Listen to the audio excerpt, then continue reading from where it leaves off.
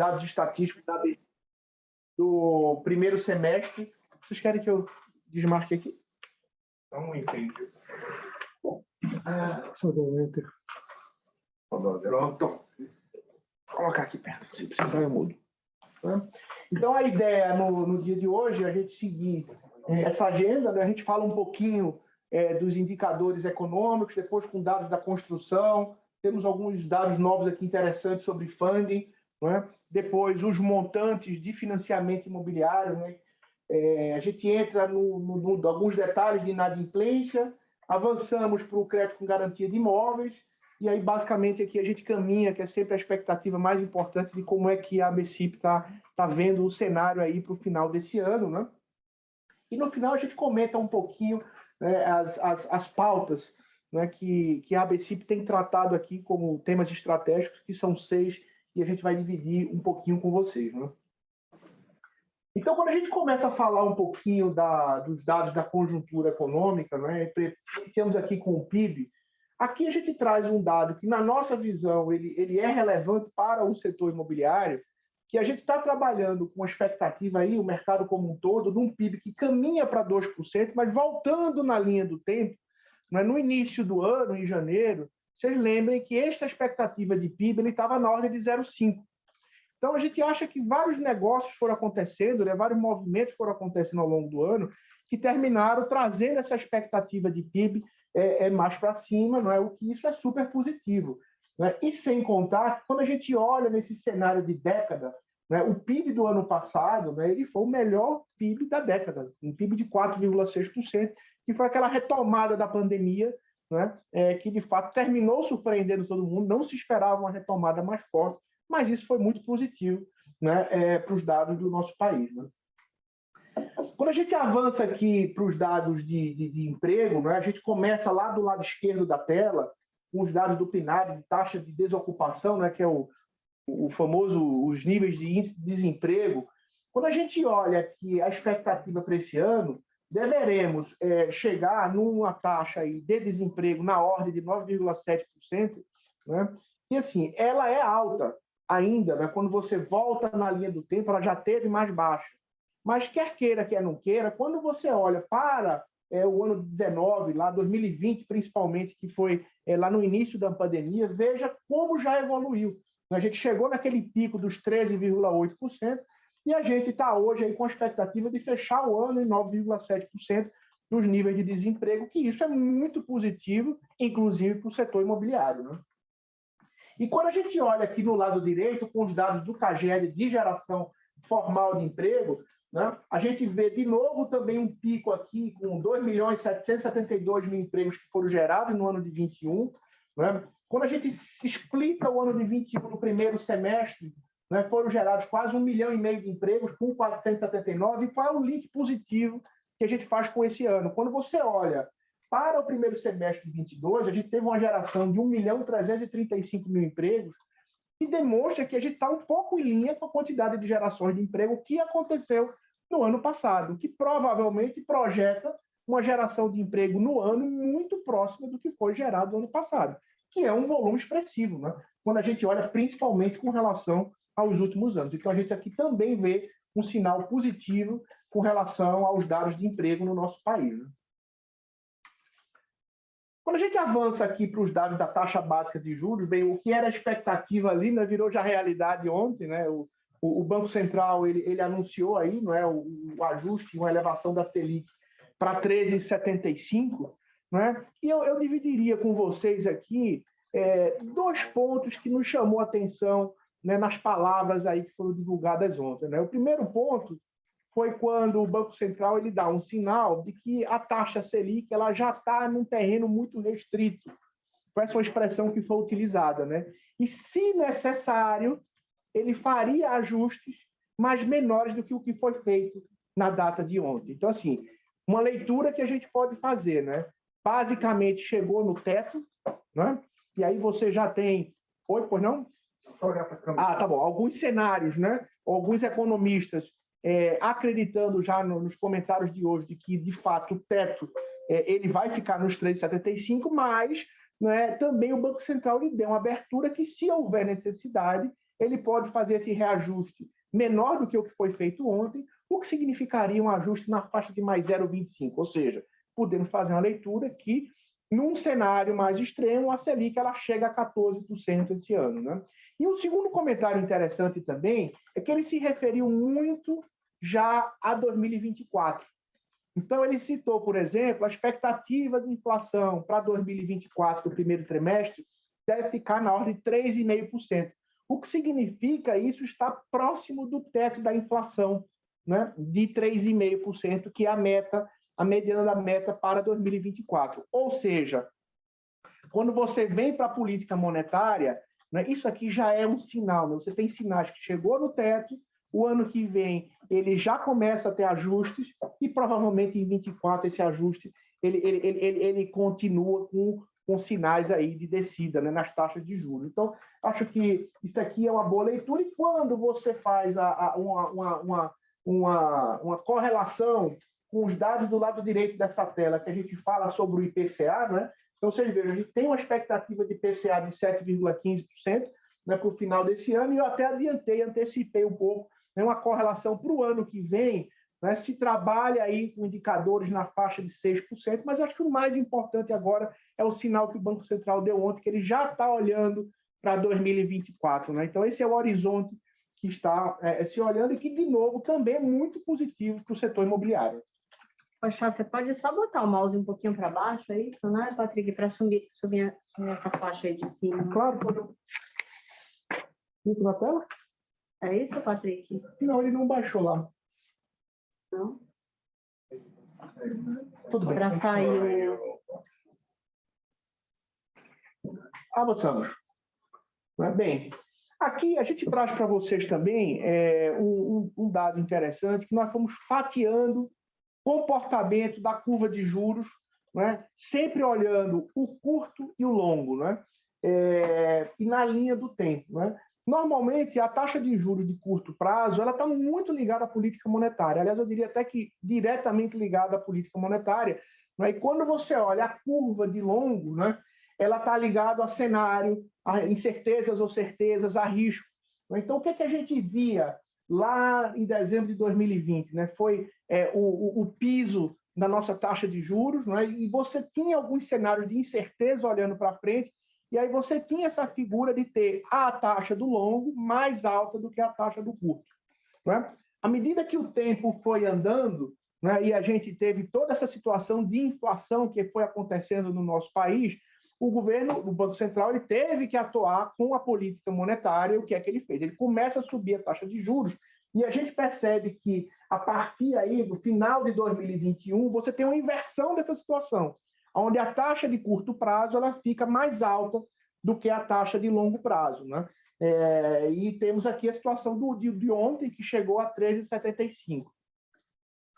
Olhando para frente, com os sinais que estão sendo dados, provavelmente, a partir do final de 2023, né, a gente já pode ter uma tendência de uma nova inversão dessa situação, onde a gente venha a ter uma taxa de curto prazo mais baixa do que a taxa de longo prazo. Então, isso é um pouco do que se tem de expectativa olhando para frente com relação a esse quadro que a gente traz para vocês aqui.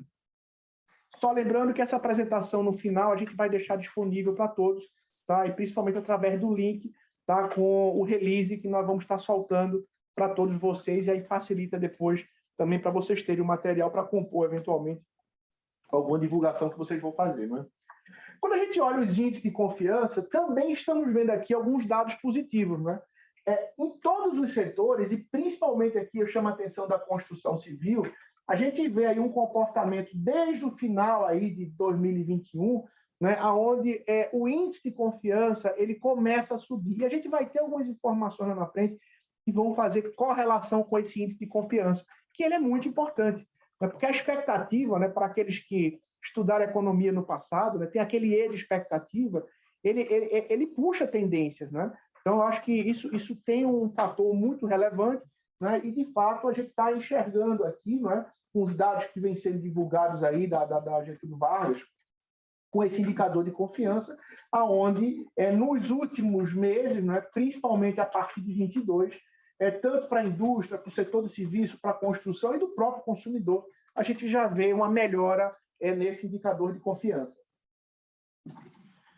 A gente, nessa tela, traz para vocês, né, o nosso dado aqui, o IGMR, né, que é um dado que a BCIP vem divulgando, né, dos imóveis residenciais, e aqui eu chamaria a atenção o que vem acontecendo, né, nos últimos 12 meses, que é o que está naquele lado esquerdo do gráfico, na variação entre junho do ano passado e junho desse ano, onde a média da variação dos valores dos imóveis no Brasil ele cresceu em 16,4%, e você tem ali em 4 capitais cuja essa variação, ela, inclusive, foi maior do que a média do Brasil, que foi o Rio de Janeiro, aí encabeçando com 19,4%, São Paulo em seguida com 17,1%, Goiânia e Curitiba. Ou seja, estas 4 capitais tiveram a variação dos seus imóveis residenciais subindo acima da média do mercado.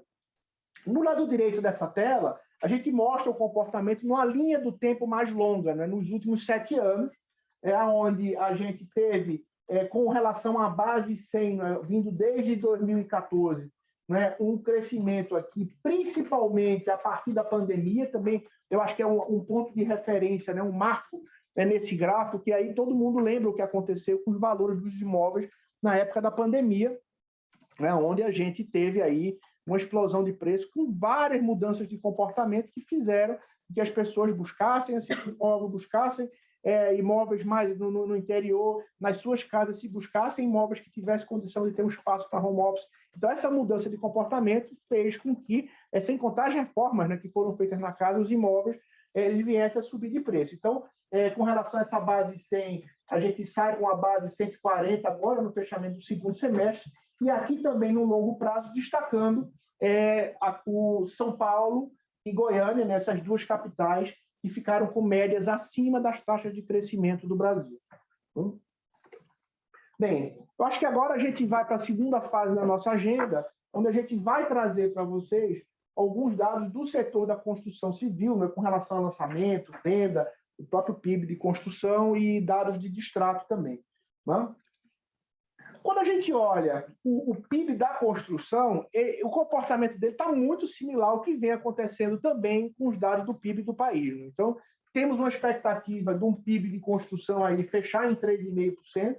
Né? Não foi tão bom como o ano passado, né? O PIB bate quase 10% do PIB da construção civil, né? Que quando olha também na década foi o melhor ano da década. Né? E esse ano a expectativa também lá no início era abaixo desse patamar, e com tudo que foi acontecendo ao longo desse primeiro semestre, nós terminamos tendo aí umas expectativas de fechamento na ordem de 3,5%, né? Que certamente ele está sendo um dos melhores PIB, o segundo melhor PIB da construção civil dos últimos 8 anos. Quando a gente vem para os dados aqui de lançamento, né, que são divulgados pelo Secovi, vocês vejam o que aconteceu em 2021. Né? Em 2021, nós tivemos um crescimento de 36,5%, onde a gente, em quantidade de unidades, né, lançadas, ele saiu de 60 mil unidades para 81,8 mil, quase 82 mil unidades no ano passado. Mas, para mim, o mais relevante neste quadro é quando a gente olha o primeiro semestre desse ano, né, com os dados divulgados, que esses níveis de crescimento eles continuam acontecendo. Então, vocês vejam que a gente saiu do primeiro semestre de 2021 de 27,1 mil imóveis para 32 mil imóveis, que demonstra aí que aponta para uma taxa de crescimento de quase 18%, 17,9%. Ou seja, o setor da construção civil, tá, ele continua vindo, ele continua em expansão, ele continua em crescimento. Né? No quadro seguinte, a gente vem para os indicadores de venda, que também demonstram taxas de crescimento nesse ano. Ou seja, a gente sai, no ano passado, né, de 51,4 unidades vendidas em 2020 para 66,1 mil unidades vendidas em 2021, com um crescimento na ordem de 28,5%. E quando a gente vem aqui para o primeiro semestre desse ano, com relação ao primeiro semestre de 2021, continuamos também com indicadores mais altos. E, olha, uma observação que eu esqueci de fazer na tela anterior, mas vale para as duas. Aqui a gente está falando de unidade, nós não estamos nem falando de valor. porque a gente sabe que, em valor absoluto, houve também crescimento, né? Porque os imóveis se corrigiram, como a gente mostrou no indicador de preço lá atrás, aqui nosso da ABC. Então, também em unidade, né, que é o valor real, a gente percebe que o setor ele continua vendendo, ele continua avançando com um crescimento de 10% com relação ao primeiro semestre do ano passado. Aqui a gente está trazendo também um indicador do Secov, né, da cidade de São Paulo, que é com relação aos distratos dos contratos. Né? Quando a gente olha o que aconteceu nesse primeiro semestre, a gente está com índices de 5,5%, né, que eles estão abaixo de 2021, abaixo de 2020. E, assim, a grande mensagem dessa tela que demonstra o quão importante foi a lei do distrato, não é? Que ela deu muito mais segurança jurídica, né, para o sistema, para o setor, né? E, de fato, as taxas de distrato ela vem se mantendo estáveis, né? Você pode pontualmente no mês ou outro ter algum descolamentozinho, mas assim a percepção em geral e principalmente assim um dos motivadores que a gente tem conversado aí no setor, né, é que o que levou lá atrás a muito distrato? Foi uma mudança, uma queda no preço dos imóveis. Então, vocês lembram o que aconteceu? Que os imóveis, lá na crise de 14, 15, 16, os imóveis despencaram de valor. Então, assim, as pessoas olharam e viam que o nível da sua dívida, não é, ele estava muito maior. Então, você tinha condição legalmente de chegar na incorporadora e devolver e ter até vantagens financeiras. Se usou isso quase como aplicação, né? Então, é óbvio que a legislação ela deu mais segurança jurídica ao processo, mas o ambiente de pricing também ele ajuda a sustentar, porque como os imóveis continuam se valorizando, né, então aquelas pessoas que pagaram as suas prestações durante o período de pré-chave, né, quando vai chegando mais perto de receber o imóvel, ele dá uma olhada e vai dizer, não, isso aqui não me interessa, tá? Financeiramente está sendo positivo, eu estou valorizando o meu patrimônio, não tem porquê eu estar fazendo o distrato. Né? Então, a gente percebe os níveis de distrato estáveis e quando a gente conversa com o setor, olhando também para o segundo semestre, provavelmente a gente vai se manter nesses níveis. Se tiver mudança, será muito marginal, muito pequena. Né? Muito bem. Aqui a gente traz também um dado interessante, né, sobre a rentabilidade dos aluguéis, né, dos imóveis. E é uma relação que a gente traz entre o preço médio de locação versus o preço médio de venda de forma anualizada, né? E a gente separa dos imóveis comerciais e dos imóveis residenciais. Quando você olha na linha do tempo, eles estão em índices mais baixos, porque já tiveram aí na década, não é? Essa correlação, né? E sempre se faz muito essa correlação com a taxa de juros. Né? Então, provavelmente, nesse momento, se você comparar com a Selic, né, os aluguéis, tanto residenciais como comerciais, eles têm se demonstrado um pouco menos atrativos. Mas lembrando também que nós já tivemos aí, né, alguns anos atrás, uma Selic abaixo dos retornos que estava se tendo, né, dos aluguéis dos imóveis. Então, eu acho que isso é um comportamento que você vai tendo na linha do tempo, né? É um dado interessante para se estar olhando e analisando. Né? Eu diria para vocês que, apesar desse gráfico ele demonstrar uma oscilação, mas se você olha também numa linha do tempo maior, de 6,9 para 5,6, ele não é uma mudança muito grande. O que, para mim, tem um sinal aqui de demonstração de uma certa estabilidade nos retornos, tá certo? Nessas correlações de aluguéis, tanto residencial como comercial, na linha do tempo. Né? Então, eu diria assim que para aqueles investidores em imóveis, né, ele é um porto seguro. Né? O único ponto que pode fazer um desequilíbrio é a taxa de juros, e aí está relacionado a N e outros fatores externos, principalmente as questões mais macroeconômicas. Né?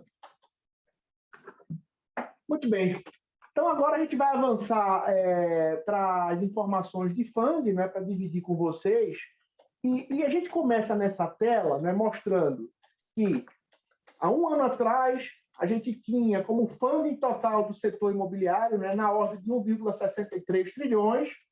Isso vem a avançar para casa de 1,81 trilhões. E, na nossa visão, essa tela ela traz uma mensagem muito importante. é que fontes alternativas de funding para o setor imobiliário, elas vêm aumentando a sua participação. Tá? Então, para mim, isso é uma mensagem relevante, né? Então, por exemplo, vamos aqui para o dado. Olhamos a Ligue. A Ligue tinha uma representatividade de 2% nessa pizza. Ela passa para 4%. Ela sai de 30 para quase 70 bilhões de reais. Então, a gente teve um incremento de 40 bilhões de reais, tá certo? Na Ligue como uma fonte de funding, de captação para o setor imobiliário. Quando a gente vai para a LCI que tinha 116 bilhões, né, ela passa para 179, ou seja, nós tivemos aqui 60 bilhões a mais de funding para o setor imobiliário que veio através das LCIs. A participação dela sai de 7% para 10%. Então, isso era um ponto que sempre tem questionamento. Né? Olha, como é que vai ser o funding do crédito imobiliário? Olhando lá para frente, a gente já teve algumas conversas, até você perguntou isso, Ana, você lembra? Como é que fica lá na frente a questão do funding para o setor? Né?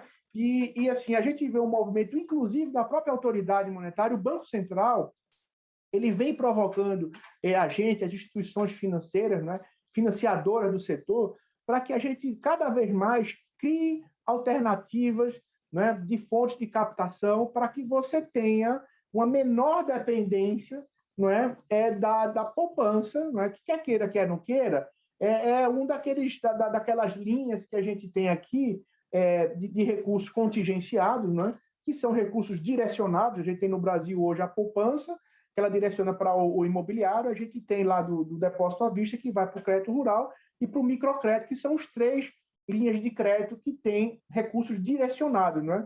E, assim, quando você olha para o futuro, para países desenvolvidos, né, o funding ele é livre, não existe o recurso direcionado. Então, acho que a autoridade, né, buscando aqui sempre levar, né, o país para uma situação já a níveis de países desenvolvidos, a gente tem que olhar para frente e diminuir essa dependência de um recurso direcionado. Então, eu acho que aqui a gente tem um sinal interessante que vem demonstrando que vem aumentando a participação, né, de outras alternativas de funding. Né?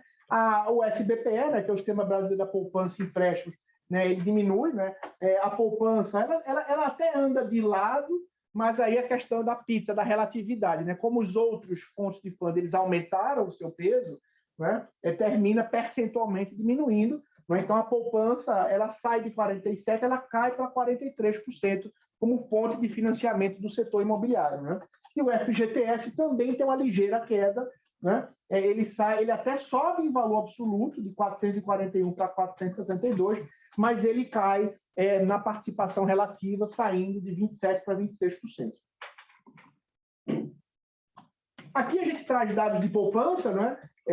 Para vocês, lembrando que o ano de 2020 ele foi um ano que ele inflou muito a poupança, né? Aqueles 800 bi de saldo, né? Com todos aqueles pagamentos dos auxílios emergenciais que foram feitos, que eles foram direcionados, né, para aquelas contas poupanças que foram abertas, né? Para facilitar a distribuição desse recurso, ele deu uma inflada, né?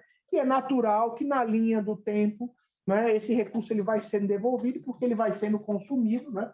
Mas, de qualquer maneira, né, por mais que a gente apresente ligeira queda no saldo da carteira de poupança, né, se você olhar aqui o fechamento do semestre com 779 bilhões, né, a gente está falando aqui de um índice muito robusto e muito superior, tá, aos saldos da carteira de poupança do passado. Então, a poupança, tá, a leitura dessa tela, que ela ainda deverá ser, tá, nos próximos anos, a grande fonte de financiamento do setor. Mas temos um sinal positivo daquela tela anterior, que fontes alternativas começam a aparecer, que ajuda a ter um equilíbrio maior, não é?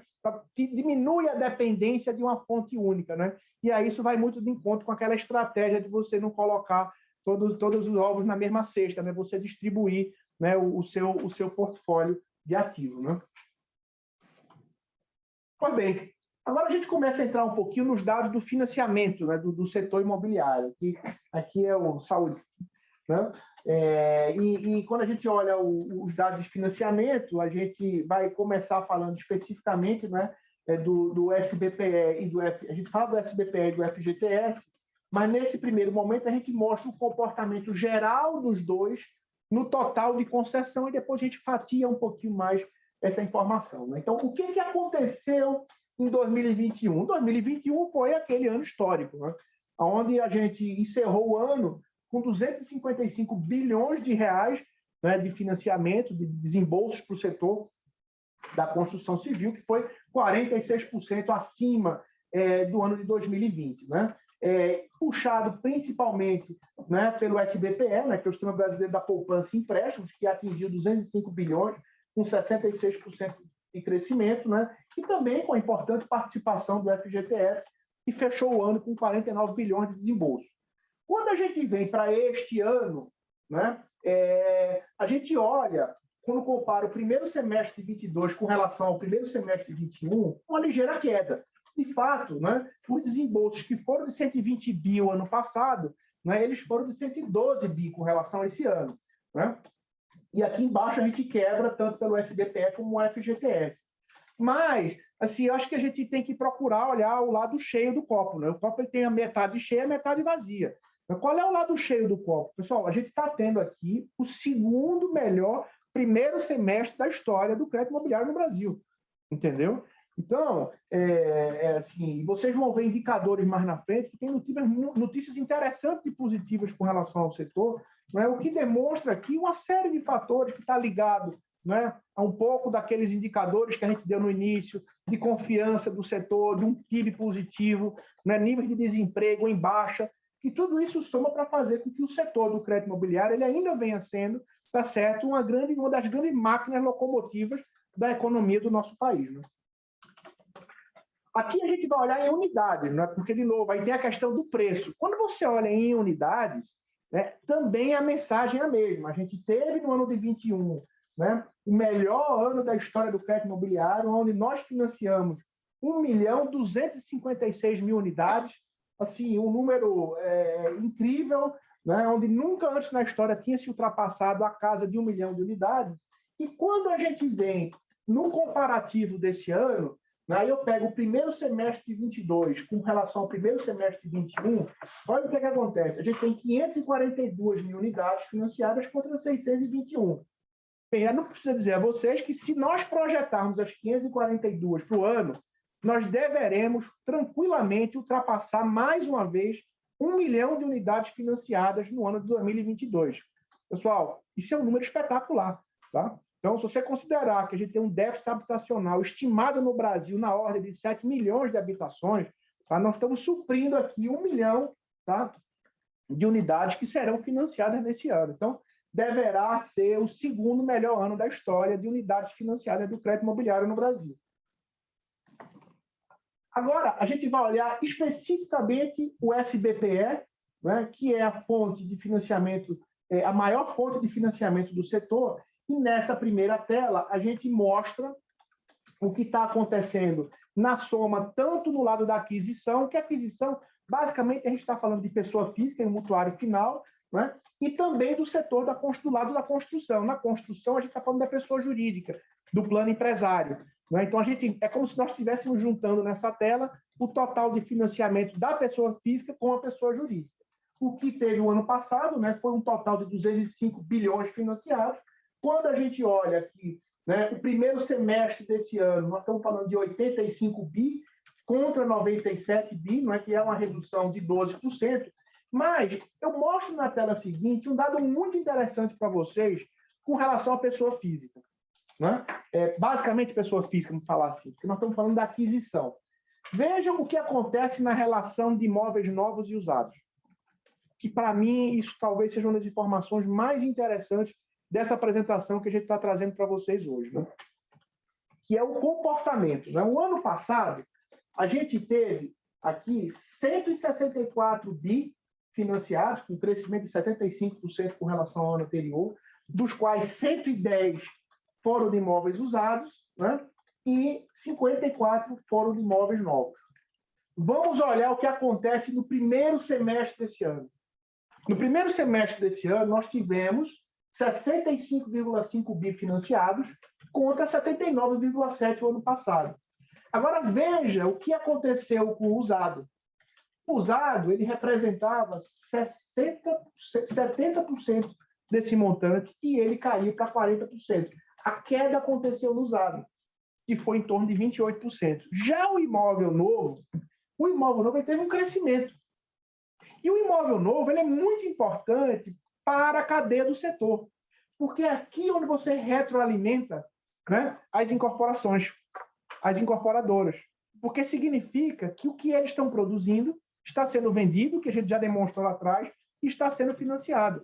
E nos imóveis novos, a gente teve um crescimento, tá, de 5% no primeiro semestre desse ano com relação ao primeiro semestre do ano passado. Ele sai de 24,7% para 26%.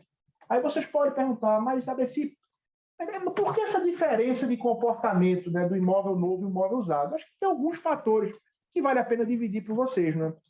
O imóvel novo, ele tem menos correlação com o fator macro da economia. No usado, imagina, se você tem, né, de repente, uma inflação mais alta, a taxa de juros subindo, né? Então, o mutuário, a pessoa pode postergar a decisão, que é o que acontece. Ele posterga a decisão, ele vai dizer, olha, eu vou esperar um pouquinho, eu acho que o juros vai baixar, eu vou deixar para trocar o meu imóvel, porque ele já tem o imóvel, né? Que é o bem. O imóvel próprio é um bem familiar, é um patrimônio da família, ainda é uma grande fonte de desejo. Aliás, pesquisas que foram mostradas aí uns 2, 3 meses atrás, até quebraram um pouco o mito até sobre o jovem, e que se dizia que o jovem já não estava criando desapego, mas quando se for para a pesquisa, para o dado estatístico, ainda demonstra, tá, que o imóvel próprio ainda é o número 1, o grande sonho de consumo, é o porto seguro, é o lar, é você ter o seu lar.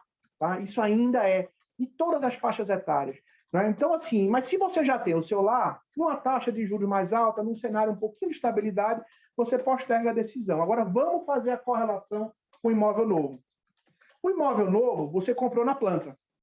Você passou lá seus 24 meses fazendo a sua poupancinha, fazendo o seu pagamento todo mês. Né? Quando está chegando perto da hora de você receber as suas chaves, você olha a taxa de juros, ela subiu um pouco. A taxa subiu, mas, espera aí, o valor do imóvel subiu. Né? O distrato hoje, né, você tem penalidade se você fizer a devolução do imóvel. Né? Então, aqui tem muitas correlações dos indicadores que a gente está mostrando para vocês. Né? Aqui faz muita correlação, na minha visão, também com o que vem acontecendo, o que aconteceu com a lei do distrato, um marco importante regulatório para o setor. Né? Então, o que é que o mutuário ele toma a decisão? Né? Na hora dele ter o repasse do imóvel dele, mesmo pagando uma taxa de juros um pouco mais cara, né? Ele opta por fazer o financiamento, ele faz o repasse. Aliás, falando da taxa de juros, eu até esqueci de fazer um comentário. Lá naquele gráfico que a gente mostrava as taxas de juros de curto e de longo, né? Tem um dado ali subliminar. Eu ia me ver na memória agora. A taxa de curto, lá atrás, que ela teve 2,8% e hoje está em 13,75%, essa taxa de juros ela subiu 5 vezes. Agora, olha o que aconteceu com a taxa média dos financiamentos imobiliários. Há 2 anos atrás, a taxa média do financiamento imobiliário era 7,5%. Ela hoje está em 9,5%. Ela subiu 1,25 vezes.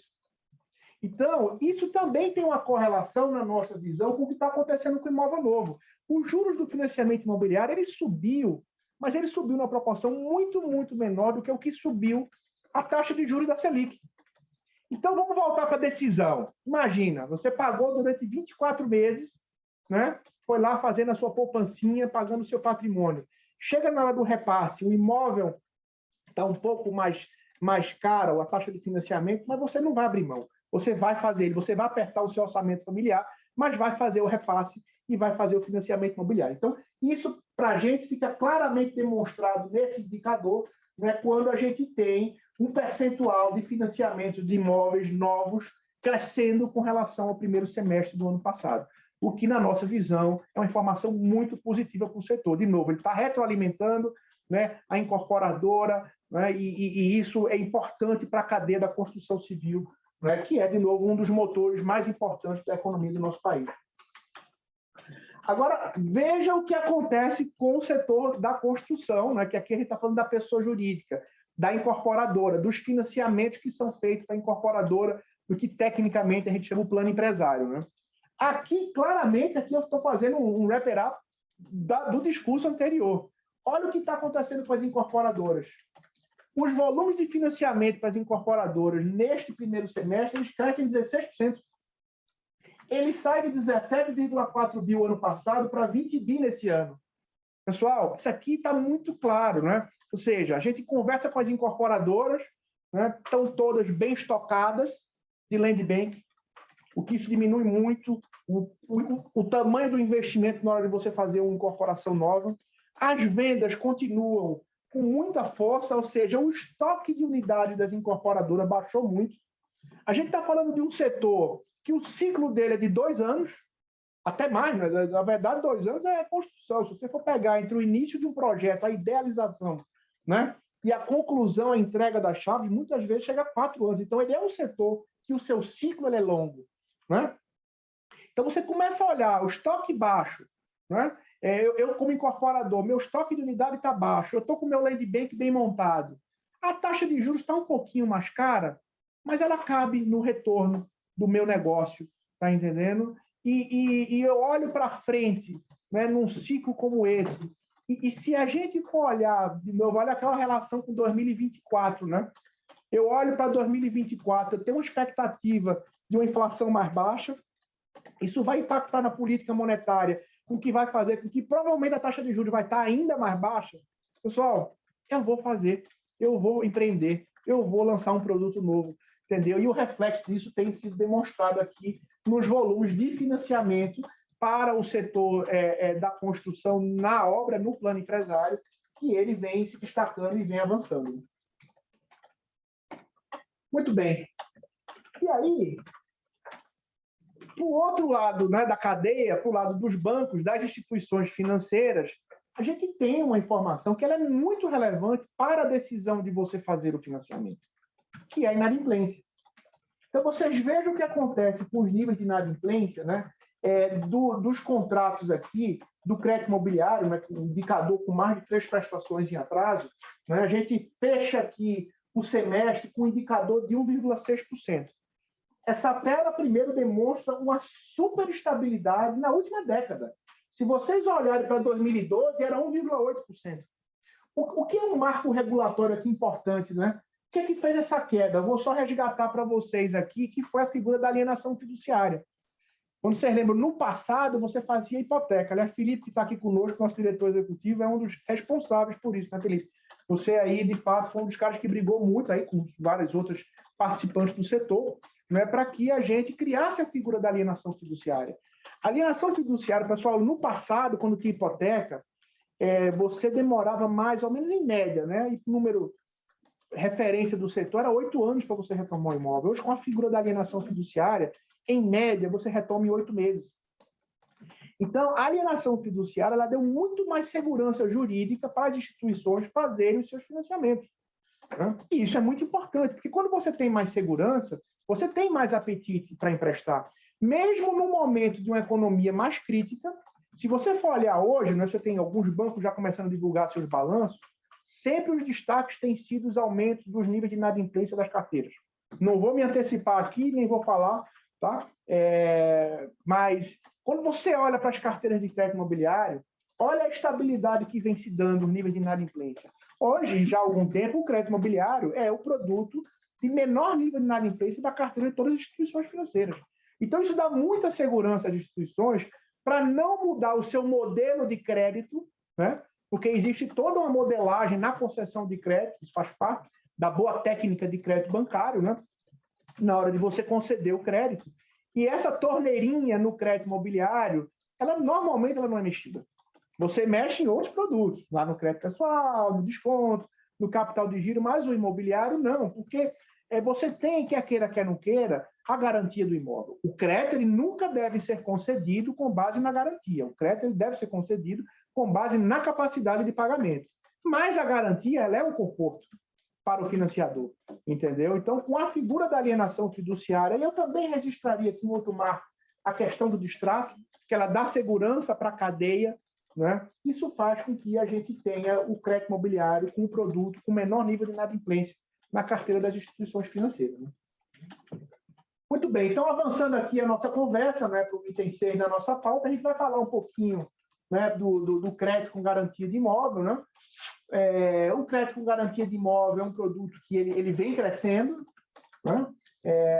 Vocês vejam aqui que a gente tem carteira já agora em dados de junho 104 mil unidades, são 14,7 bilhões de reais. Aqui dá um ticket médio aí na ordem de 140 mil reais, mais ou menos, né? E é um produto que o próprio Banco Central, né, nas suas mensagens, em todos os seus movimentos, ele vem procurando estimular, né, como uma fonte de concessão de crédito este produto por N motivos, por segurança, por pricing, né? Ele tem custo mais barato para a pessoa que está tomando o crédito, né? Então, eu acho que todos os movimentos que vêm sendo feitos pelo setor, e não vou repetir aqui relações com vários indicadores que a gente citou no passado, né? Olhando para o lado direito da tela, a gente teve no último semestre um crescimento nessa carteira de 26%, que foi bem mais alto do que todos os outros indicadores que a gente já demonstrou aqui dos financiamentos do crédito imobiliário, seja na pessoa física, seja na pessoa jurídica, né? Então, a gente saiu de 2,3 bi desembolsados no primeiro semestre de 21 para 2,9 bi desembolsados, né, agora no primeiro semestre desse ano, né? E, inclusive, nesse gráfico aqui do meio dos desembolsos mensais, vocês vejam o que vem acontecendo, né? Então, assim, é uma carteira muito importante, uma carteira muito boa. Tem um projeto de lei que está no Senado aí, que está prestes a ser votado, que ele é muito importante para o setor, que é o da extensão da garantia, né, na figura da alienação. Esse projeto, ele certamente vai trazer alavancagem aqui, aonde, para o cliente, por exemplo, que já tem o seu crédito imobiliário, onde o seu imóvel está alienado ao banco, ele mais facilmente, com menos custo, ele pode chegar e pegar na diferença, fazer um crédito pessoal, né? Óbvio que a gente tem um desafio nessa carteira, que alguns de vocês que já conversaram comigo sobre o home equity, né, que é chamado lá nos Estados Unidos, e aqui a gente chama do crédito com garantia de imóvel, né, que é o desafio cultural. Eu acho que tem uma questão cultural do brasileiro que ele ainda... Olha aquela correlação com o bem, né? O bem da família, o seu lar, o seu patrimônio. Normalmente, ele é o único patrimônio da família. Então, você pegar esse patrimônio, né, tá, e dar em garantia de um financiamento, e principalmente para financiamentos menores, para você fazer 5 mil, você tem lá, se o preço do imóvel médio no Brasil hoje for de 200, 300 mil reais, você vai tomar 10 mil reais e dar 300 em garantia. Então, tem uma questão cultural ainda que eu acho que trava. Mas essa lei que está em andamento, ela certamente sendo aprovada, que é da extensão da garantia, eu acho que ela vai fazer com que essa carteira dê um outro salto. Entendeu? Então, é uma carteira que a gente está apostando, as instituições estão apostando, muitos dos associados têm criado os produtos e trabalhado ela, porque ela tem boas taxas para o cliente, né? Ela tem boa garantia para a instituição, os níveis de inadimplência são bem mais baixos do que um crédito pessoal normal. Então, a gente traz em destaque para vocês o que vem acontecendo no comportamento dessa carteira, né? Bem, acho que talvez essa tela aí, né, seja uma das mais esperadas aí por todos, né, que é a pergunta que eu faria se eu estivesse no lugar de você, né? E aí, como é que você fecha o ano, né? O que é que vocês esperam aí para o fechamento, né, do segundo semestre, o fechamento de 22? Então, a gente trouxe para vocês aqui o número da ABCIP hoje, com uma estimativa de nós fecharmos, tá, o ano de 2022 com 244 bilhões de reais de financiamento. Pessoal, vai ser o segundo melhor ano da história do crédito imobiliário no Brasil. Entendeu? Então, não temos nenhuma dúvida disso, né? Não vamos conseguir chegar nos 255 bi do ano passado, mas 244 bi é um número muito robusto. Olha o que aconteceu no terceiro melhor ano da história, que foi 175 bi em 2020. Então, é um volume expressivo. O setor imobiliário, o setor do financiamento, o papel dos associados, tá, da ABCIP, tá, nesta cadeia produtiva, ele é fundamental, né, para um setor que, de novo, é a locomotiva do nosso país de crescimento, de geração de emprego. Então, a gente está muito otimista com o ano, né, de 2022. Né? Óbvio que, se você olhar para o valor absoluto, você vai ter uma queda aqui de 4%, o SBPE de 12%, o FGTS sobe um pouco mais, de fato tem saído mais recursos, né? Até orçamentariamente falando, os orçamentos se mantiveram em linha, é que o ano passado se gastou menos do que o que estava orçado, e esse ano caminha para se gastar orçamento inteiro, né? Por isso que vai dar uma taxa de crescimento um pouco maior. Mas, assim, para mim, a grande mensagem, o grande número dessa tela é os 244 bi, que vai fazer com que a gente tenha o segundo melhor ano da história do crédito imobiliário no Brasil.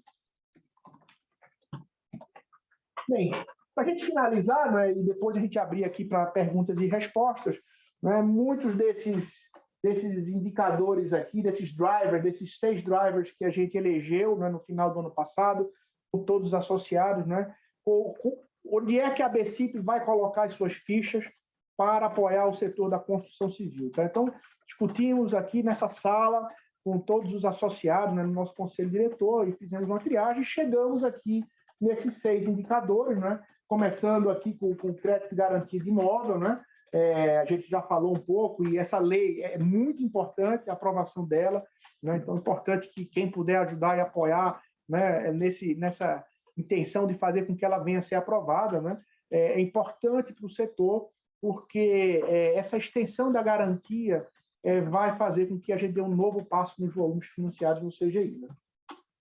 A segurança jurídica dos contratos e garantias, a gente falou, vocês vejam o quanto aqueles marcos que aconteceram da figura da alienação e da figura do distrato, quando foram regulamentados, né, o quanto de benefício que ele trouxe para o setor. Tá? Então, assim, a gente tem trabalhado muito e assim, o maior pedido nosso aqui é que o judiciário mantenha essa segurança e essa garantia jurídica. Isso é muito importante, entendeu? A gente não pode fazer com que decisões do judiciário fragilizem a segurança jurídica que vem tendo no setor. Porque isso certamente vai dar mais de conforto, vai dar mais de segurança, né, para os agentes que financiam. Então, isso é um marco importante, é uma diretriz, e a gente vem trabalhando, e a gente percebe, né, um movimento da sociedade em prol desse caminho. Aliás, não é só para o setor imobiliário, em vários outros setores, mas é muito importante que a gente tenha segurança jurídica nas nossas relações. Né? Diversificação de fundo, lembrando aqui o que aconteceu com aquele gráfico, que a gente mostrou para vocês lá no início, né? Isso é um sinal positivo, né? A gente percebe um aumento da participação de outras fontes de financiamento no setor, né? E a gente espera que isso aconteça cada vez mais para você criar menos dependência de uma fonte única de financiamento. O ideal é que a gente possa ter um mercado livre, um mercado aberto, né? E com várias fontes de financiamento, e o mercado livre ele se autoajusta. Né? As fontes elas se adequam, né? Isso é lei da economia, então é muito importante, e a gente percebe que de fato esse driver e esse horizonte é para onde está apontando. Né? Com relação aqui do lado direito das digitalizações dos processos de registro eletrônico, esse ano especificamente foi um marco muito importante, onde a gente conseguiu já ter com alguns agentes nossos aqui, alguns associados, já fazendo pela primeira vez a assinatura do contrato totalmente digital, sem necessidade de ir no cartório. Óbvio que a figura do cartório, né, ele é um componente importante nessa cadeia, mas a gente também percebe dos cartorários uma boa intenção e um bom movimento nesta direção, né, com a digitalização, que é uma tendência. A pandemia acelerou muito a digitalização dos processos. Né? Hoje você faz tudo na palma da mão, né, com o seu device, seja um tablet, né, seja um celular, né, os apps. Então, não tem por que o imobiliário não seguir por este caminho. Então, a gente viu já casos acontecendo, né, pilotos acontecendo esse ano.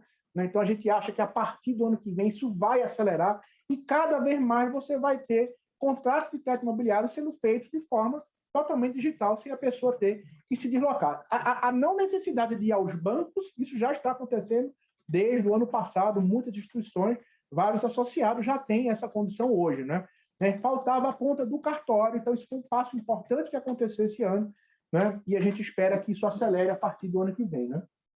Acho que o IGMI, né, que é o nosso índice geral de preços dos imóveis residenciais divulgados pela BCIP, ele é muito complementar, ele é uma informação importante que é dada ao mercado, que ele referencia, né, o preço do imóvel, ele serve de balizamento para as decisões de financiamento, para os montantes financiados, ele impacta... Acompanhando uma reunião.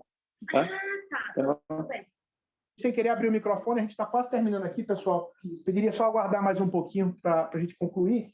Né? E eu finalizaria aqui, né, com um papel importante que a BCIP vem fazendo, né, na qualificação dos seus profissionais, né, com a BCIP Educação, né, que é a instituição que vem dando suporte, né, a todas as instituições associadas com o treinamento de todos os profissionais que estão envolvidos na cadeia. Isso é muito importante para a suitability, para a gente ter uma qualidade da venda, uma qualidade da oferta do produto de financiamento com transparência para o mutuário na hora que ele for fazer o seu financiamento imobiliário. Então, esse papel é importante, a gente reconhece isso, é uma responsabilidade nossa, nós não estamos abrindo mão, ao contrário, a gente está valorizando isso e cada vez mais buscando perante os associados que a gente tenha um maior número de profissionais que estão envolvidos na cadeia de distribuição do financiamento imobiliário, tá certo? Uma boa certificação e um bom treinamento, tá bom, pessoal? Então, acho que nós estamos encerrando aqui as telas que a gente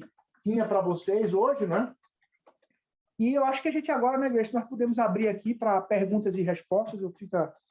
Se o Matheus ou a Ana Luísa quiserem prestigiar os que estão presenciais aqui com a gente, né? O Matheus e a Ana.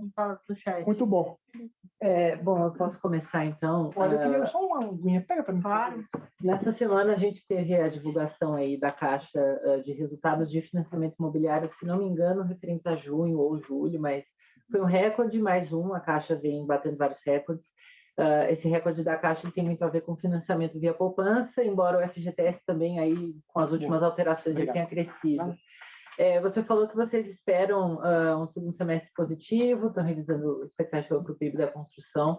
Vocês acreditam que a gente pode ter um número maior no segundo semestre? A poupança ela pode ter uma reação aí em alguns meses? Como é que vocês veem a composição disso aí até o final do ano? Eu diria assim, no lado da captação do funding poupança, tá? A nossa sensibilidade é de estabilidade. Tá certo? Até porque, como a Selic ela se mantém num patamar elevado, então, provavelmente, quando a Selic baixou, ela também ajudou os níveis de crescimento do saldo da poupança. Mas a contrapartida para isso é que a gente tem percebido, isso também vale para a Caixa Econômica, que são as fontes alternativas de financiamento, né, que vem aumentando a sua participação. Então, isso faz com que você tenha menos dependência da poupança. E eu fecharia aqui a resposta da sua colocação, Matheus, que aquela perspectiva que a gente está trabalhando com um número muito bom para o fechamento do ano de 244 bi, ela vai valer para a Caixa e ela vai valer para os demais associados. Entendeu? Então, assim, estamos todos bastante otimistas com relação ao fechamento, ao segundo semestre e ao fechamento do ano nos montantes financiados. Vocês arriscam dizer por que as fontes alternativas, o que tem ajudado as fontes alternativas a crescer? Porque eu tenho a sensação de que a alta da Selic estimula a aplicação em algumas delas. Né? Ela estimula, mas, por exemplo, o Banco Central, até junto com as instituições, né, a gente vem fazendo algumas...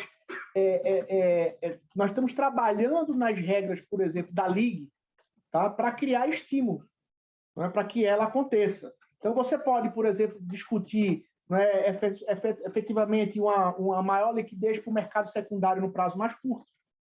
Entendeu? E são questões que estão na mesa. Né?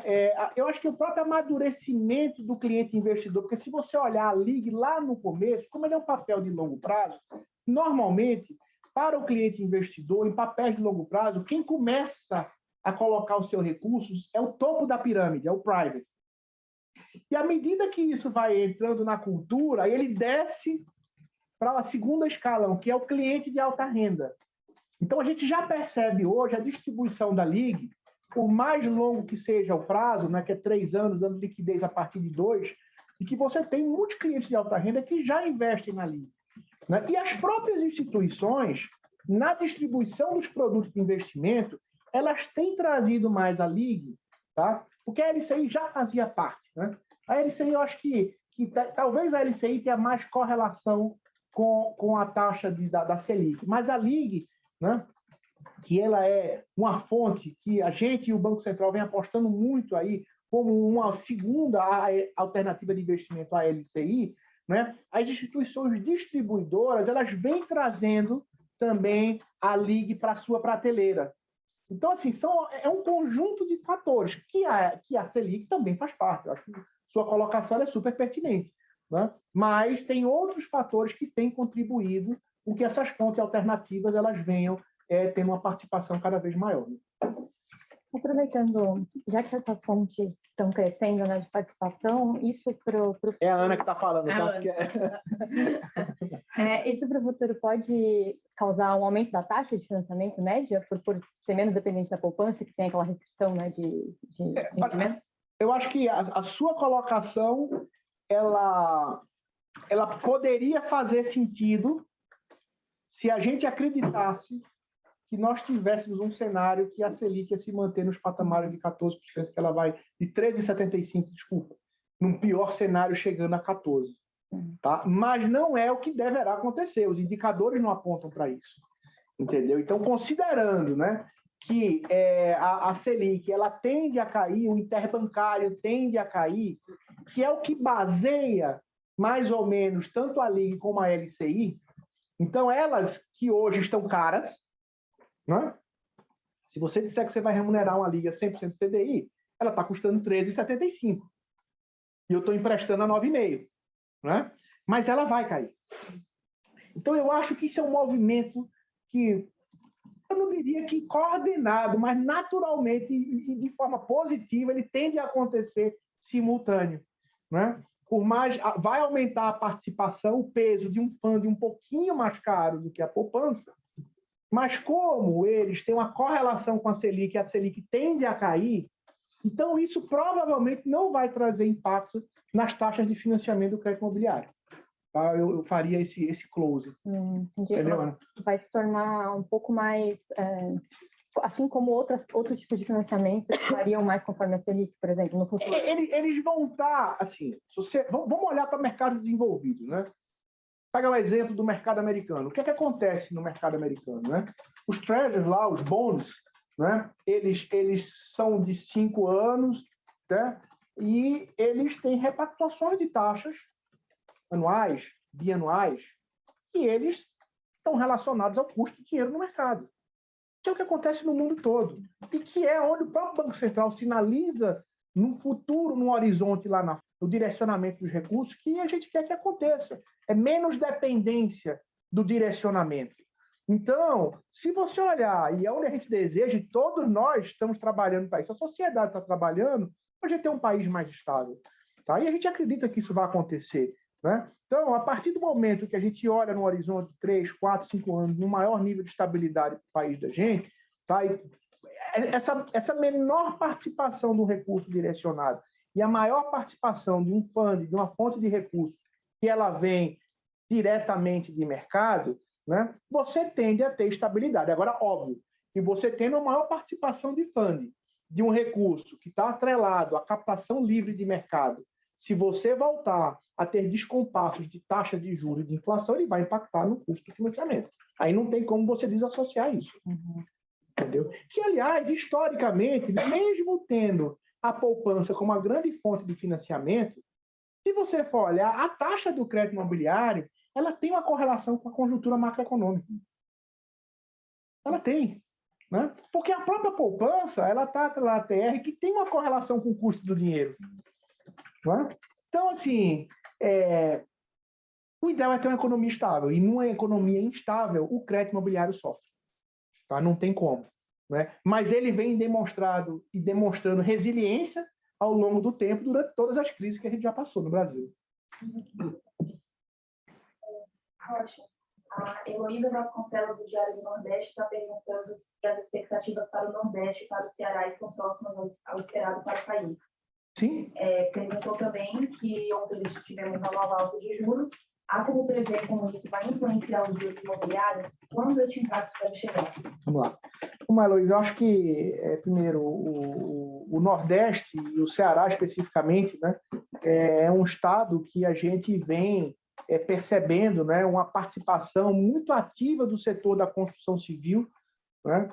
Eu tive recentemente em Fortaleza e a gente vê lá canteiro de obra, né, prédios novos sendo construídos, e quando o setor da construção civil está aquecido, né, isso é importante para a economia e, naturalmente, para o financiamento. Né? Então, vamos lá, eu diria para vocês que, na nossa percepção, o que está acontecendo no Nordeste, especificamente em Fortaleza, né, de onde você originou a pergunta aí, né, ele não vai descolar do que está acontecendo e tudo isso que a gente demonstrou aqui.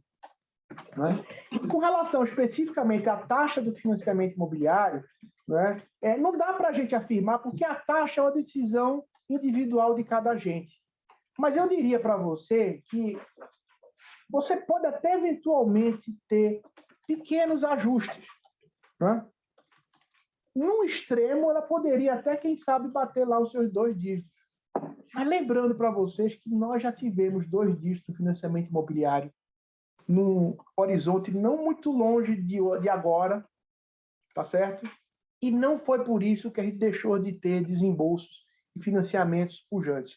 Então, assim, não acreditamos, tá, em grandes impactos, tá? Só lembrando, Heloísa, eu ainda há pouco eu fiz uma correlação do que aconteceu, da proporção da taxa de juros da Selic com relação ao imobiliário, né? Então, eu resgatei um número que eu tenho na minha memória. Ela saiu de 2,8 para 13,75.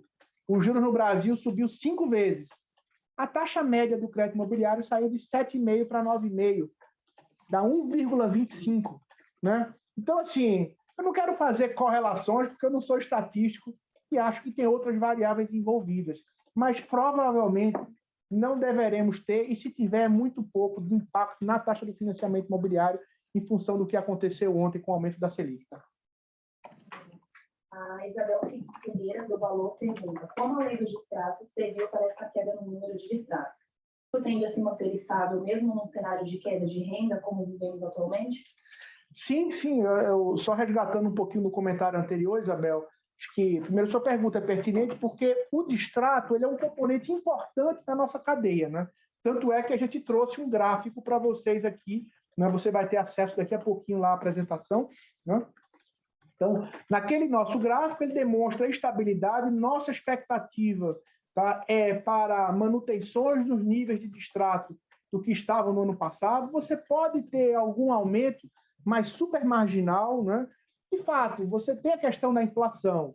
Inflação, ela corrói, né? Ela corrói a renda. Corrói a renda, você diminui o poder aquisitivo e, naturalmente, que o valor a ser pago da sua mensalidade ele fica um pouco mais apertado.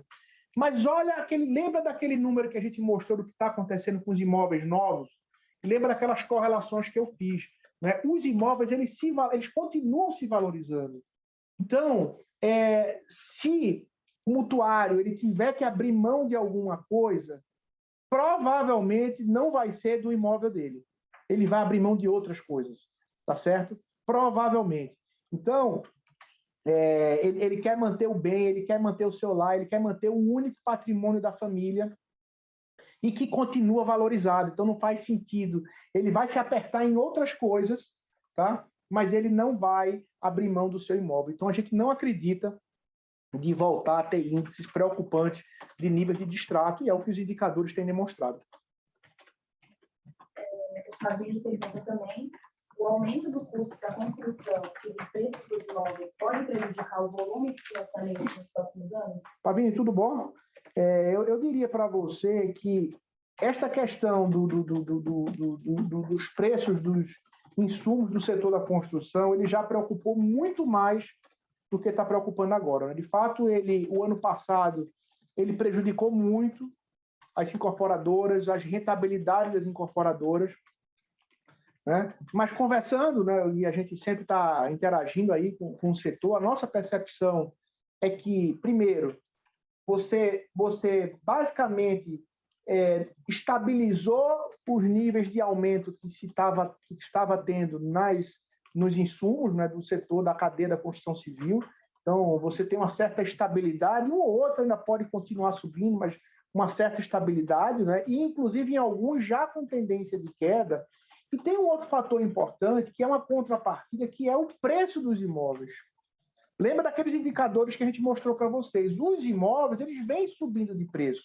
Então, eu acho que essa subida de preço, para as incorporadoras, ela ajuda a recompor um pouco, né, a sua planilha de custo, né? Coisa que ela não tinha conseguido fazer antes, né, porque subiu muito. Então, parou de subir e aumentou a receita, porque os preços dos imóveis eles aumentaram. Então, eu acho que hoje isso é um ponto que, de fato, essa sua preocupação ela foi muito relevante no ano passado. A gente acha que hoje isso é muito menos preocupante para a cadeia da construção civil. Tá? Rocha, a Isabel, na verdade, na sua avaliação, os imóveis tendem a continuar a ter aumento de preço nos próximos meses, e ela também pediu que você dissesse como que a lei contribuiu para a queda dos números na unidade de distrato. Não, porque a lei ela regulamentou, né? O distrato não tinha uma regulamentação. Então, você dava a interpretação do judiciário de formas mais extremas, né? Extremas para a direita, extremas para a esquerda, para cima, para baixo. Então, não tinha uma uniformidade, não existia uma regulamentação. Na hora que você cria uma regulamentação que você norteia, tá? Então você padroniza as decisões do judiciário, tá? E que no grande conceito, a lei do distrato, ela claramente sinaliza de que as incorporadoras, tá certo? Ao ter um imóvel devolvido por um mutuário, o valor que ela tinha que devolver, ela poderia deduzir os seus gastos iniciais que ele teve com o empreendimento, principalmente com relação à venda. Porque quando você lança um imóvel, você tem o custo do stand de venda, né? Você tem as propagandas de marketing, você tem as comissões que são dadas para os corretores, entendeu? Então, você imagina esses custos que iam para a incorporadora no início, né? Quando o cliente fazia o distrato, ele, muitas vezes, o judiciário, tá? Ele apontava para uma devolução integral do valor pago. Então, isso dava prejuízo. Eu acho que o prejuízo não é saudável para ninguém em qualquer setor da economia.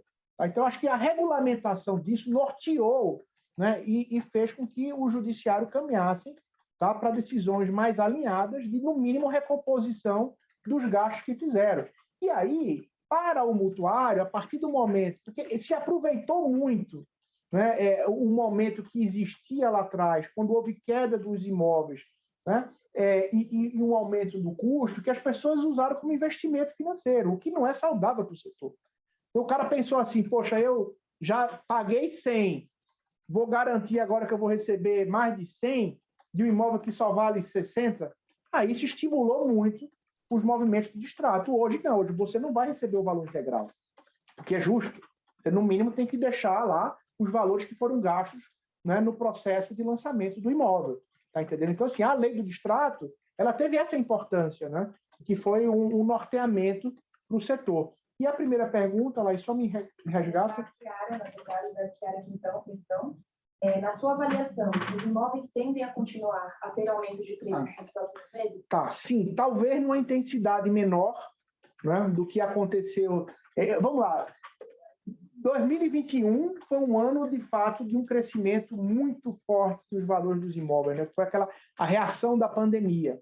Este ano, os imóveis continuam ainda em subida, mas num ritmo de crescimento menor do que o que aconteceu, né, o ano passado, né? E provavelmente isso vai continuar, né? Se talvez até no segundo semestre comparado com o primeiro, ele continue talvez com pequenos crescimentos, mas menores do que o primeiro semestre. Então, acreditamos ainda em algumas valorizações, mas numa desaceleração das valorizações dos imóveis, né? O Brasil, né, que nos últimos 2 anos ela vem tendo patamares altos. E você tem uma tendência, às vezes, naturais, tá certo, de recomposições de preço com base na inflação, né? Porque senão você tem perda real, né?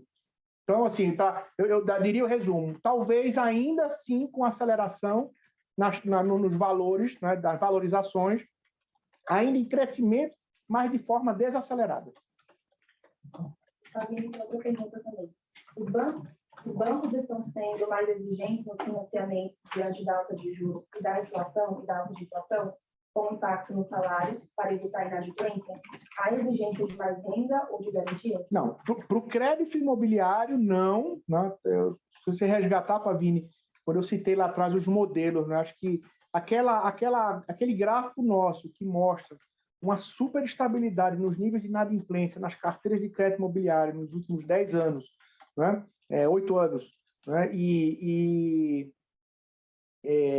Também a questão da garantia do imóvel, isso faz com que os modelos de aprovação de risco para o crédito imobiliário, eles não vêm sofrendo nenhum tipo de reajuste.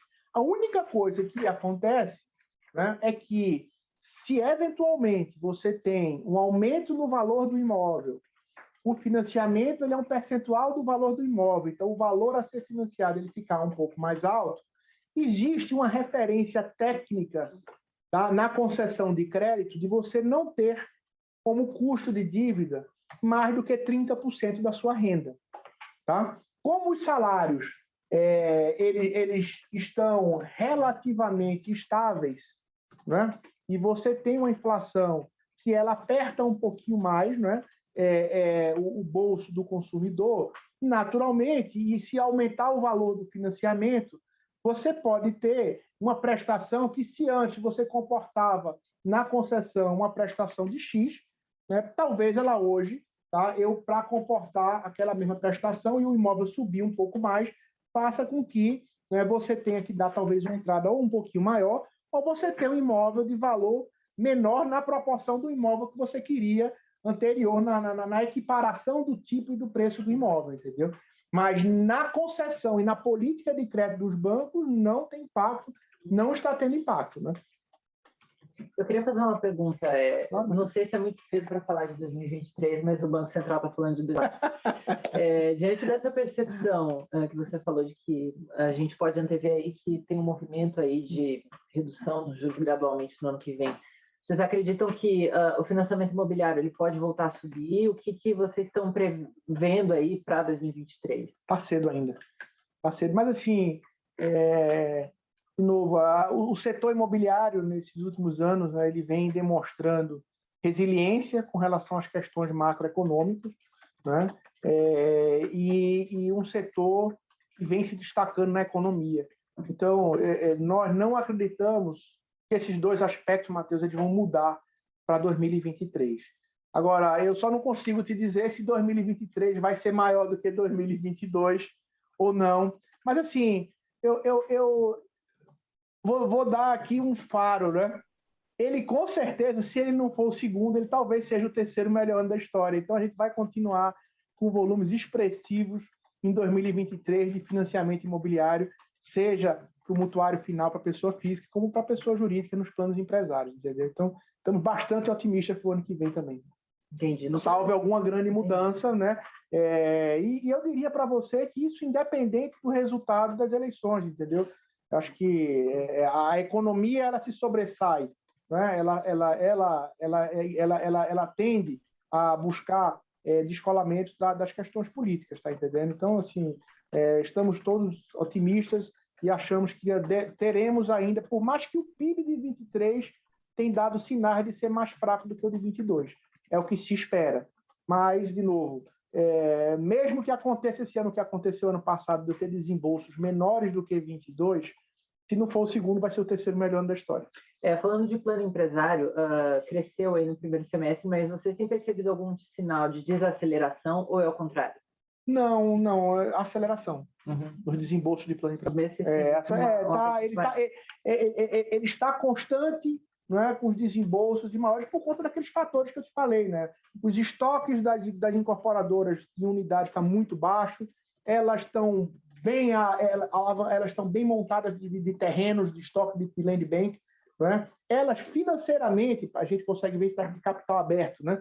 Que as informações são públicas. As incorporadoras estão muito menos alavancadas, eu não tinha comentado isso, mas eu lembrei agora que é um fator importante também. Os níveis de alavancagem, de endividamento das incorporadoras, elas estão muito mais baixos. Então, acho que tem uma conjuntura, né, muito favorável para as incorporadoras, né, e o ciclo da atividade, que é um ciclo longo, 2, 3, 4 anos. Então, assim, é um cenário para elas investirem, tá, mesmo que o custo do dinheiro esteja um pouquinho mais caro. E você vê o que está acontecendo nos dados lá do Secov de lançamento e de venda, né? Então, isso deverá continuar, tá, acontecendo no ano que vem. Isso pode ter algum problema se a gente comparar com o crescimento das vendas? A gente viu que cresceu acho, quase 30% de 2020 para 2021 e do primeiro semestre do ano passado para esse, o aumento já foi de 10%. Tem uma desacelerada ali. Vocês continuam lançando tanto e essas vendas diminuindo de crescimento? Assim, quando tem a relação do numerador-denominador, né? Como a base é maior, né? Sempre de você continuar mantendo os níveis percentuais e relativos na mesma proporção é mais difícil, mas vemos ainda com sinais positivos, tá? Tem uma pergunta lá, por nós. Laís, eu vou perguntar aqui, porque eu vi você falando no começo da apresentação, aqui a Isabel do Valor, você falando que da expectativa de crescimento do emprego e tudo, mas a gente vê também que o juro está alto, que tem essa queda de renda, que o preço dos imóveis está subindo, e eu queria saber se isso tudo não acaba excluindo as pessoas de conseguir o crédito imobiliário, né? Então, assim, para você conseguir o crédito imobiliário, você tem que ter aquela regra lá, cumprir aquela regra dos 30% do comprometimento de renda. Se você está ganhando menos, o imóvel está mais caro, o juro está mais alto, isso não exclui muita gente do acesso ao crédito imobiliário? E como é que pode ser revertido isso? A gente vai ver isso em dados? Que saída que teria para isso? De repente, sei lá, mais lançamentos de linhas de baixa renda ou sei lá, uma reação do verde e amarelo? Os números não demonstram isso, eu mostrei para você aqui. Eu acho que os números dos imóveis novos não são maior do que o ano passado. Agora, de fato, esse seu comentário no imóvel usado, ele tem uma correlação sim. E no imóvel usado, a gente teve montantes de financiamento um pouco menores do que a gente teve no primeiro semestre do ano passado. Entendeu? Mas, assim, de novo, eu acho que você tem que olhar a conjuntura e o quadro como um todo, né? Porque às vezes você olhar um indicador individual, né? Você não vê a história inteira, né? E a história por inteiro é o que a gente falou. O setor continua pujante, a gente deverá desembolsar 244 bilhões esse ano, que vai ser o segundo melhor ano da história, né? Então, assim, eu acho que esse número por si só ele já se fala com relação aos teus comentários, tá? Mas o valor do desembolso não tem a ver com o aumento do preço dos imóveis também? Então, assim, Não, porque o ticket médio não subiu. Eu tenho um dado aqui, deixa eu ver, eu tinha anotado, né? Se você pegar o ticket médio dos financiamentos, eu acho que ele saiu de 203 para 208 mil. Eu tinha anotado isso em algum lugar, então eu vou achar aqui e vou te falar. Ticket médio, tá aqui, olha. O ticket médio em 2021 de financiamento foi 203 mil. E o ticket médio esse ano foi de 208 mil. Então, assim, tá lá, tá saindo, tá estável, tá em linha, entendeu? Então, eu acho que os números não demonstram o que você quis falar na sua pergunta. Tá, obrigada. Nada. Mais alguma pergunta? É isso, Raul. Encerramos, turma. Então, obrigado mais uma vez. Não é? Acho que a gente fica muito contente, não é? o quão, não é? o setor da construção civil, o crédito imobiliário, ele vem se demonstrando importante, né, para a economia do nosso país. Eu também diria para vocês aqui, em nome de todos os associados, eu faria até um comentário com relação ao produto em si. Ele é um produto muito importante na cadeira das instituições associadas, né, no portfólio das instituições associadas. Lembrando que um cliente do crédito imobiliário, né, ele tem uma relação muito maior do que um cliente que não tem crédito imobiliário. O crédito imobiliário ele é um produto que ele retém o cliente na carteira dos bancos, e é por isso que tem um fator também importante, né, que, na minha visão, até ele também ajuda um pouco a ter um certo equilíbrio de preço, que é a competição. A competição pelo cliente que faz crédito imobiliário no setor financeiro é muito grande. Todo mundo quer ter o cliente do crédito imobiliário na sua carteira. Por quê? Porque esse cliente ele fica 30 anos. Né? Esse cliente, quando ele tem o pagamento da sua prestação do crédito imobiliário no banco, ele tende a concentrar o seu fluxo de caixa, o seu flow naquela. Todo mundo briga por preço. E também é um dos fatores que faz com que a taxa do produto seja uma das taxas mais atrativas de todo o portfólio de crédito. Tá? Então, mais uma vez, super obrigado por participar aqui conosco. A gente vai deixar aí à disposição de vocês a apresentação. E se eventualmente mais na frente precisarem, tiverem mais alguma dúvida, vocês fiquem super à vontade de mandar um e-mail para a gente. Tá bom, pessoal? Muito obrigado, boa tarde a todos. Tá? Bom dia ainda, né? 11h30. Bom dia a todos.